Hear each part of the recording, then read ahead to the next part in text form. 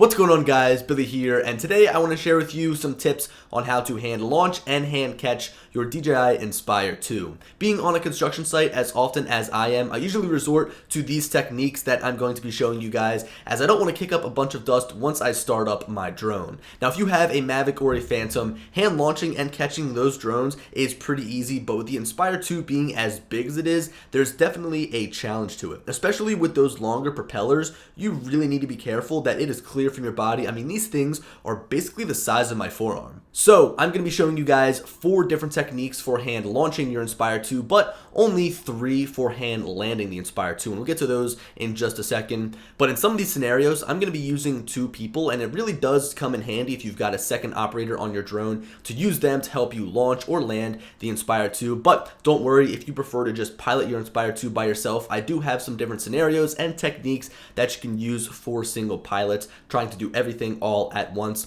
But before we get into that, we do have to jump into the DJI Go 4 settings and make some changes so that everything that I go over in this video actually works. To find the settings that I'm referring to, we have to go to the main controller settings, scroll all the way down to advanced settings, and then scroll all the way down to the bottom of the page. From here, we want to make sure that automatic landing gear and near ground warning are turned off. These will essentially protect the drone from landing without the landing gear down, but I have never been in an issue ensuring that the drone lands with the landing gear down, so I just turn them off, and it makes hand catching the Inspire 2 a lot easier. Just for the record, you can still have all of the optical avoidance sensors turned on and catch the Inspire 2 just fine. Okay, so let's say that you're flying by yourself. My favorite way that I launch the Inspire 2 on my own is by holding the drone in the center of the body with my hand in front of the sensors on the bottom and just behind the gimbal and camera. I hold the drone as high as I can above my head with the landing gear raised and pin the controller against my body.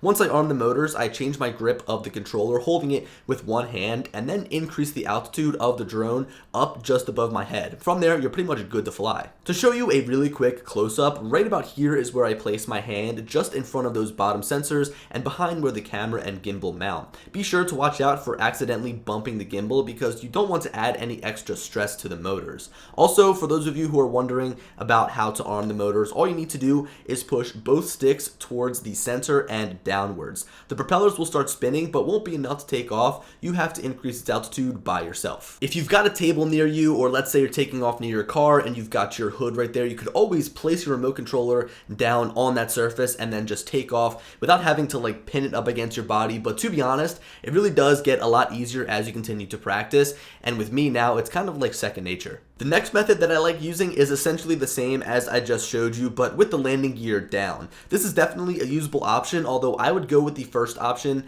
9 times out of 10, as the propellers are further away from your body with the landing gear up. Okay, so those are the 2 hand launching techniques that I've got for you if you're going to be flying the Inspire 2 by yourself. They're essentially the same. One of them is just having the landing gear up, and then the other one's got the landing gear down. So again, they're pretty identical.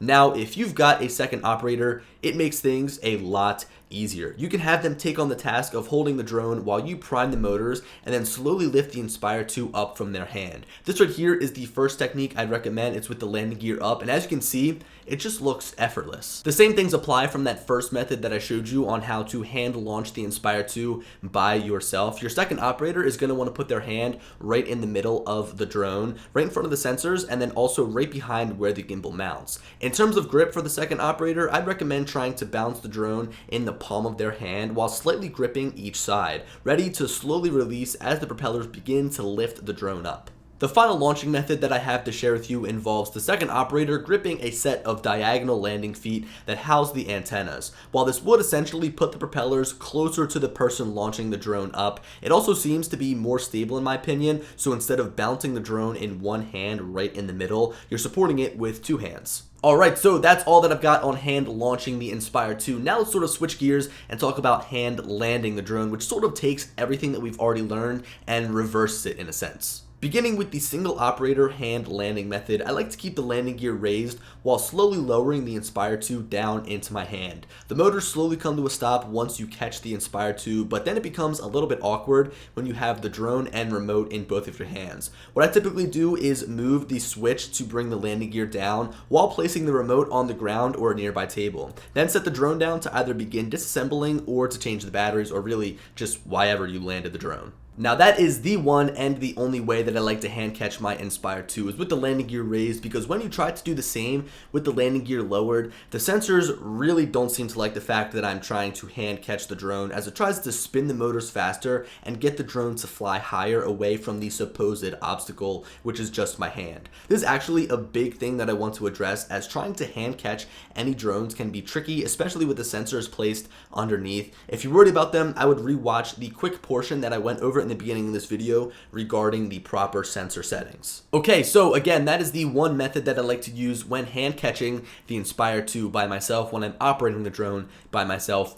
Now, with two operators, the first method I like to use resembles what I've already showed you, as the second operator catches the drone just in the center of the body and switches hands to grab the top portion of the drone as the landing gear is lowering. It's much easier to manage this when you don't have a controller in your hand and you can just worry about catching the drone and then putting it on the ground. Now, the second method also probably looks familiar, as the one catching the drone will grab the diagonal landing feet as the drone is already in the landing mode position. Just make sure that your arms are raised high to keep the propellers as far away from your face as possible. When performing these hand launching and hand landing methods with the Inspire 2 with a second operator, communication is key. I mean, you guys should probably already be communicating a lot during the flight, but to ensure that no injuries happen, be sure to continue that communication as you're landing and launching the Inspire 2. Anyway, guys, I think that pretty much covers everything that I've got in terms of hand launching and landing the Inspire 2. It's a little bit more difficult than your other drones just because the form factor is weird, and it's also much larger than something like the Spark or the Mavic.